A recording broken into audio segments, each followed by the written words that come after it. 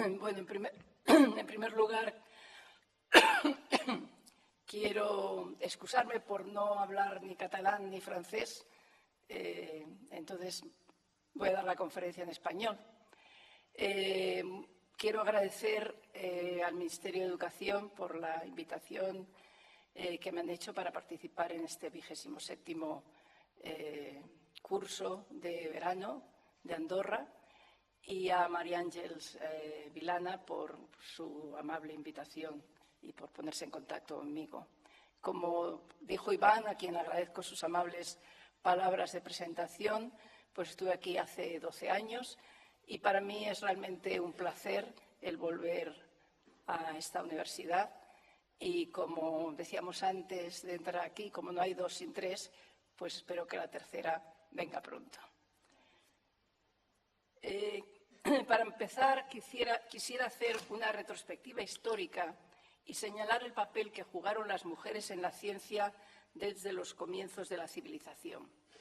De hecho, la referencia a mujeres que tomaron parte en el desarrollo de ciertas especialidades científicas o médicas datan de hace unos 4000 años. Citando a Margaret Alick, quien escribió Historia de las mujeres en la ciencia desde la antigüedad hasta fines del siglo XIX, cito: nuestras primeras antepasadas aprendieron a preparar barro y hornear cerámica y descubrieron la química de los esmaltes. Con el tiempo, los hornos de alfarería de las primeras ceramistas llegaron a convertirse en las forjas de la Edad de Hierro. Para la época de Cromañón, las mujeres ya fabricaban joyería y mezclaban cosméticos, origen de la ciencia química. Con el establecimiento de la civilización griega, la mujer se hizo presente en la escuela matemática de Pitágoras, aun cuando en general la mujer griega estuvo muy confinada al mundo del hogar. En la Grecia clásica, las mujeres vivían en un estado de segregación, legitimada además por la opinión difundida y suscrita por voces autorizadas como la de Aristóteles, de la inferioridad básica del sexo femenino. A pesar de ello, algunos nombres han llegado hasta nosotros, como los de Agnodice, famosa en el campo de la medicina y la obstetricia, pero también por haber sido protagonista de una de las primeras rebeliones femeninas. Con la llegada del Imperio Romano, Grecia deja de ser el centro de la cultura de la Edad Antigua para pasar a Egipto, en Alejandría, donde aparecen 2 mujeres científicas importantes. Una de ellas fue la alquimista María la Hebrea, que vivió en el siglo I a.C. y es la primera mujer cuyos escritos se conservan. Fue famosa por su habilidad para diseñar aparatos químicos como el baño María, que debe a ella su nombre. Como química se distinguió en el campo de los pigmentos, siendo su contribución más importante la del Maris Black, una preparación de sulfuro de cobre y plomo que se usa en pintura. Pero la más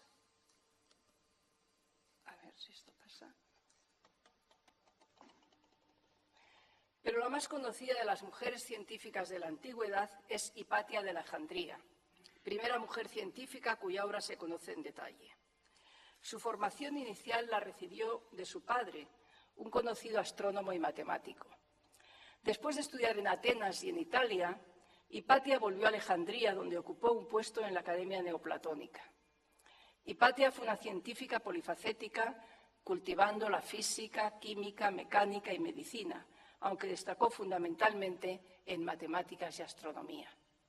Hasta nosotros ha llegado el testimonio de sus obras principales, entre otras 13 volúmenes de comentarios a la aritmética de Diófano y el Corpus Astronómico, tablas sobre los movimientos de los cuerpos celestes. Además, como se desprende de sus dibujos de instrumentos científicos, Hipatia también era experta en tecnología. Contrariamente a lo que pueda pensarse, en la segunda mitad del primer milenio y en los primeros siglos del segundo, las mujeres fueron libres para dedicarse a sus intereses científicos. Por otra parte, a través de la difusión del estilo de vida monástica, la Edad Media hizo posible que las mujeres estudiaran y gozaran de libertad intelectual. En esta época destaca Hildegard de Bingen, abadesa de un convento benedictino. Entre sus obras en el campo científico destacan el Liber Sivias, la enciclopedia de historia natural titulada Física, así como una cosmología. Con el establecimiento de las universidades en los siglos XII al XV, disminuyeron la oportunidad de formación de las mujeres que habían estado centradas, como dije antes, en los conventos. Sin embargo, es durante la Revolución Científica del siglo XVII cuando se sientan las bases para el ingreso de las mujeres en el mundo científico. Es de destacar que en esta época las mujeres están presentes en todos los campos científicos: química, botánica, biología, geología, astronomía, matemáticas, además de medicina, que es donde más habían destacado en el pasado. De acuerdo con los historiadores, el establecimiento de las academias constituye el origen de la ciencia moderna. Las principales academias europeas se fundan en el siglo XVII. En 1662, la Royal Society de Londres. En 1666, la Académie Royale des Sciences de París. En 1700, la Societas Regia Scientiarum de Berlín. A finales del siglo XVIII existía en Europa un número considerable de academias que eran instituciones vinculadas a las universidades. Pero a medida que el prestigio de las academias aumentaba, las mujeres eran excluidas de ellas. Así, por ejemplo, la Real Academia de Ciencias de Francia impidió que las mujeres entrasen como miembros de número. Y aunque la Royal Society de Londres tenía unos estatutos más abiertos, no admitió a ninguna mujer hasta 1945. En España se creó la Academia de Matemáticas de Madrid en 1582 durante el reinado de Felipe II. En 1713 se fundó la Real Academia Española, que en los planes de su promotor, el marqués de Villena, debería abarcar todas las ciencias, aunque este propósito no se cumplió. Se fundó, en cambio, en 1734 la Real Academia de Medicina y Ciencias Naturales. Después de un siglo, en 1834, se creó la Real Academia de Ciencias Naturales de Madrid y, finalmente, en 1847, se creó la actual Real Academia de Ciencias Exactas, Físicas y Naturales. Si la primera mujer científica entró en la Royal Society en 1945, la primera que entró en la Real Academia de Ciencias Exactas, Físicas y Naturales no lo fue hasta 1988. Este año, en el año 2010, y han pasado 22 años, tomó posesión como académica numeraria la segunda mujer de esta Real Academia, de un total de 52 académicos. Otras academias, como la de Medicina, tienen tan solo una académica numeraria, de un total de 44 académicos.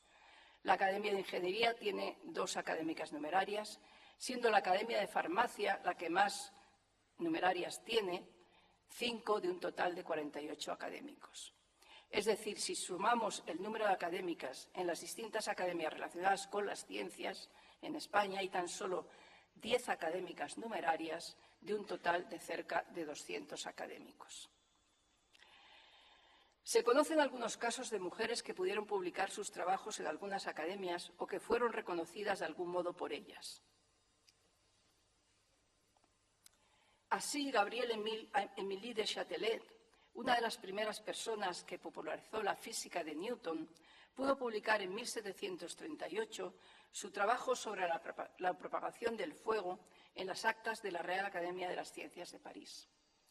En un escrito que dirigió a Federico de Prusia, le decía, y cito: «Juzgadme por mis propios méritos o por la falta de ellos, pero no me consideréis como un mero apéndice de este gran general o de aquel renombrado estudioso, de tal estrella que relumbran en la corte de Francia o de tal autor famoso.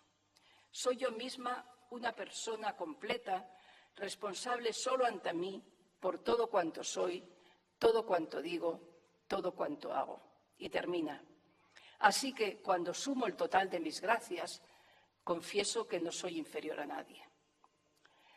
Por otra parte, la Royal Society de Londres publicó a partir de 1787 los 6 trabajos de Caroline Herschel sobre el descubrimiento de cometas. En 1828, a los 75 años, ella completó su